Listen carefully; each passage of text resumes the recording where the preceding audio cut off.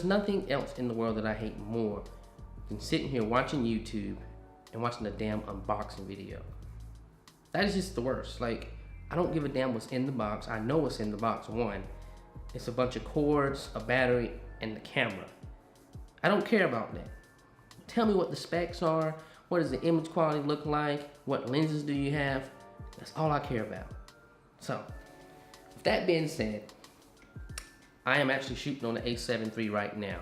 I am using the 24-70 G Master lens just to kind of give you an idea, if you do own that lens, what to kind of expect from this camera. But I did actually go out, and when I bought this bundle, I bought the kit. I bought the a7 III kit, the bundle, and it came with a 28-70 kit lens. So yeah, I bought this lens here.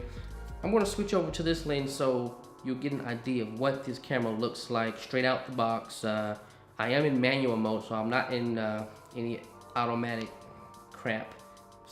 That's stupid, you need to learn your camera. But yeah, I'm gonna switch over to this and I'll be right back. Okay, so now you're watching me on the 28-70 little kit lens here. Now, the one thing you do need to know about this kit lens, that it is a variable aperture. So what that means is, every time you go up in focal length, the aperture will go up. So I think this is a 3.5 to 4 or 5. So just keep that in mind. If you do get this kit lens, you will have to adjust. If you're using the manual settings, you will honestly have to constantly adjust for exposure, being that the aperture will constantly be changing once you're changing focal length. But that's, in my opinion, the only kind of drawback to this little lens here. But the image is actually pretty good out this camera. And the reason I picked this lens up was more because I'm not really worried about the variable aperture, because I'm going to be mainly at 28 millimeters. Being that I will be shooting sometimes on this lens, you know, vlogs and maybe some B-roll and stuff like that. So I'm not really worried about the variable aperture. But the one thing that I can say that this lens has, this little kit lens has, that I actually like, and it's something that my G Master 24-70 does not have, is optical in-body stabilization, or in-glass stabilization, I should say. I thought that was really interesting for a kit lens, and I know probably there's more lenses, kit lenses out there that do it, but I've never owned a Sony kit lens, and I just thought that was interesting that they offered that in a kit lens. So, anyways, yeah, this is what the image looks like on the a7 III with the kit lens. So if you're in the market and you have the extra few $100s to get the kit lens along with the camera, I think it's a really good buy. Now, if I say so myself, clearly the 24-70 G Master lens is going to be a lot better, and that will be on the camera primarily going forward for all video. So let's kind of get into some of the specs of the a7 III here. I'll go over some of the photography stuff, but my primary focus is the video side of things, because you know, the video stuff is really what I bought this camera for, being that I'm getting into YouTube. So let's kind of get into the specs of this a7 III here. On the photography side, you are getting a 24.2 megapixel CMOS sensor, which still plays into video as well, but that actually allows you to shoot at 10 frames per second. I think the previous model of the a7 only shot at 6 frames per second, which is a big improvement, and it has to play with the new processor that they put into all of the Mark IIIs, which is pretty awesome. That allows these actual cameras to do a lot more than the previous model does. For the hybrid autofocus, you are now getting 693 phase detection focus points. If I'm not mistaken, you're getting 425 contrast detections. So this is a hybrid system, by the way, and it kind of compares to the dual pixel autofocus from Canon, but I think the Canon dual pixel has just a small edge when it comes to focus. But Sony, each year that they produce a new camera and they're coming out with better processors, they're getting really, really close. So, hey, this is a really great camera for the price point, by the way. Now, that's really all I have for the photography side of things, because like I said, I'm not interested in photography with this particular camera here. So let's get into some of the video aspects and some of the other things that I love about this camera and why I chose this camera for my new video recording setup. So, first things first, this is the first time I've had a touchscreen. This camera has a touchscreen, so the only thing you can do with the touchscreen is actually touch the focus. That is kind of unfortunate. I kind of wish you could scroll through the menu with the touch focus, but hey, well, eventually they'll get there, and we'll have touch focus for touch screen for everything, not just for touch focus. Now, I do have to say the touch focus is it's a little weird. Sometimes you don't know if it actually focused on anything unless you're really looking at the camera, the LCD screen. That's one thing that sucks about the little touch focus. Typically with Canon, when you do the touch focus, which they do great by the way, it puts a little box around what's focused. The A7 III does not, and I don't think any of the Sony cameras actually do. Now with the A7 III, they did put a larger battery in this thing, which is amazing by the way. Thank you, Sony. We needed it. Now, like I said, I'm shooting on the A7 R2, and this thing is notorious for running through batteries. Like within a few hours, you'll be switching multiple batteries. So one battery, I was able to shoot for 4 hours video, off and on now, not non-stop, but off and on this little farm we went to this past weekend. And yeah, it was pretty interesting. Now, I did have footage, but I've deleted it because it was boring. See, not me, but my wife is reading Charlotte's Webs to my daughter every night now, and my daughter has been talking about going to a farm and looking at pigs and stuff like that. So we decided to go this weekend, and I did shoot a lot of video, but it was so boring. Like literally, it was so boring. And not the fact that it was a farm, because we've gone to plenty of farms here in California, and a lot of them have been, almost all of them have been amazing, because you're able to pet the animals. They have certain animals that you're able to pet, right? This one, no, none. They had electric fences. Like this was a legitimate working farm, and no, we've been to legitimate working farms before, and they normally have a little section for kids to play and, you know, interact with animals with supervision from a farm hand or someone, I don't know what they call those people now, but farm help, I don't know. But yeah, this place had electric fences and we couldn't do anything. We just went on a little tour with the tour guide, and that was it. We left, she got bored. So yeah, didn't get footage of that. Okay, I know I'm rambling, I'm sorry, I'm rambling.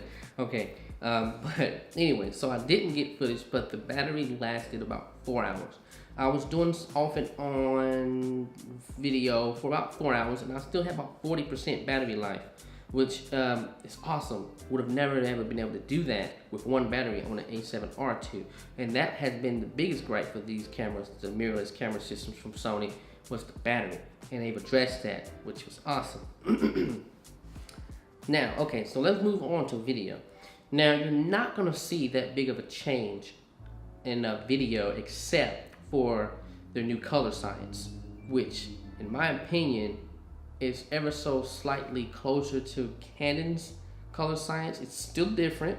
You can still tell the difference, but it is way better than what we're used to. If you're really wanting to get some really great footage straight out of the camera, you're actually able to do that if you're in the proper settings. Like if you're in, from my understanding, if you're in standard and you have your high dynamic range on, it produces a better image now when it comes to color.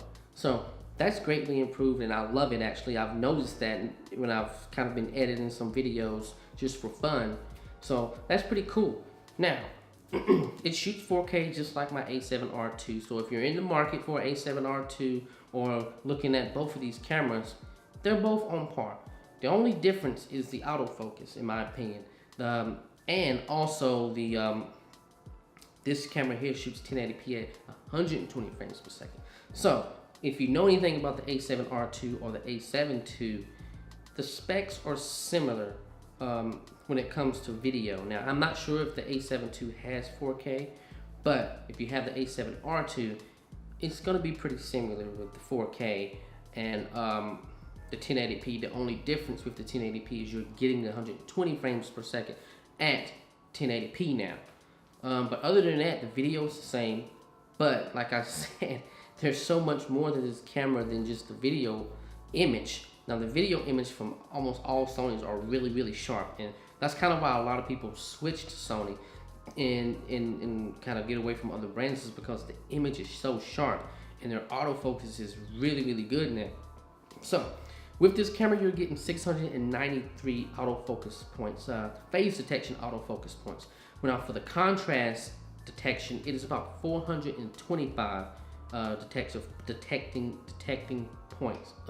Sorry, I don't know why I messed that up. So like I don't know if I said it, but this is a hybrid system. So it uses phase detection and contrast detections to give you a really great autofocus.